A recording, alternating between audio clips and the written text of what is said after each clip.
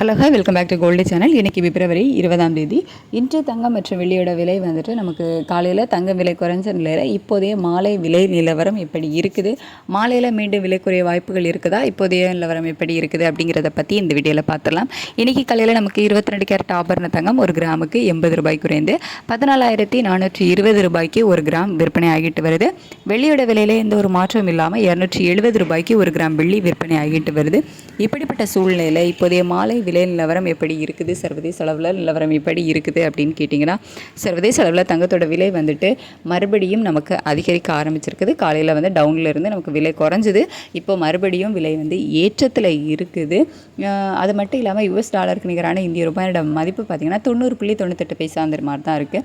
இதில் வந்துட்டு நமக்கு வீக் ஆகுது அந்த மாதிரி எந்த ஒரு இதுவும் இல்லை, கொஞ்சம் ஸ்ட்ரென்த்தன் தான் ஆகியிருக்குது. இருந்தாலும் சர்வதேச அளவில் தங்கத்தோட விலை வந்து ஏற்றத்தில் இருக்குது. அப்படிங்கிறதுனால மீண்டும் தங்கம் விலை அதிகரிப்பதற்கான வாய்ப்புகள் தான் இப்போதைய நிலவரப்படி வந்து இருக்குது.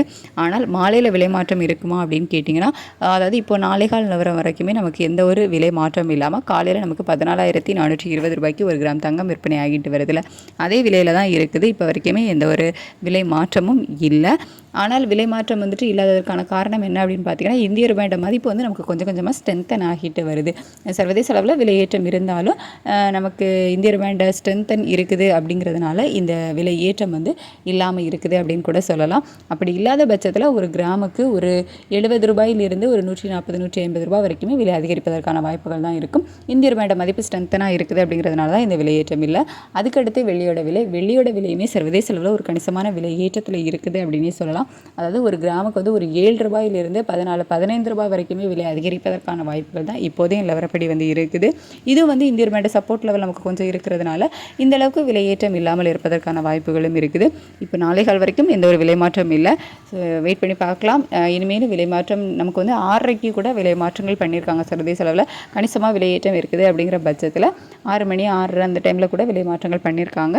பட் இன்றைக்கி நாளைகால் வரைக்கும் எந்த ஒரு விலை மாற்றமும் இல்லை. இதே ஸ்டேட்டஸ் வந்து நமக்கு கண்டினியூ ஆச்சுது அப்படின்னா நாளைக்கு விலையேற்றம் இருப்பதற்கான வாய்ப்புகள் தான் வந்து இருக்கும். ஏதாச்சும் இன்றைக்கி அப்டேட் பண்ணாங்க ஈவினிங்கில் அப்படின்னா நான் உங்களுக்கு வீடியோவில் தெரியப்படுத்துகிறேன். அப்படி இல்லைனா நைட்டுள்ள வீடியோவில் நிலவரங்கள் எப்படி இருக்குது அப்படிங்கிறத பார்த்துட்டு நாளை விலையேற்றம் இருக்குமா இல்லை மீண்டும் விலை குறையுமா, சர்வதேச நிலவரங்கள் எப்படி இருக்குது அப்படிங்கிறத நான் உங்களுக்கு நைட்டுள்ள வீடியோவில் தெரியப்படுத்துகிறேன். Thank you so much.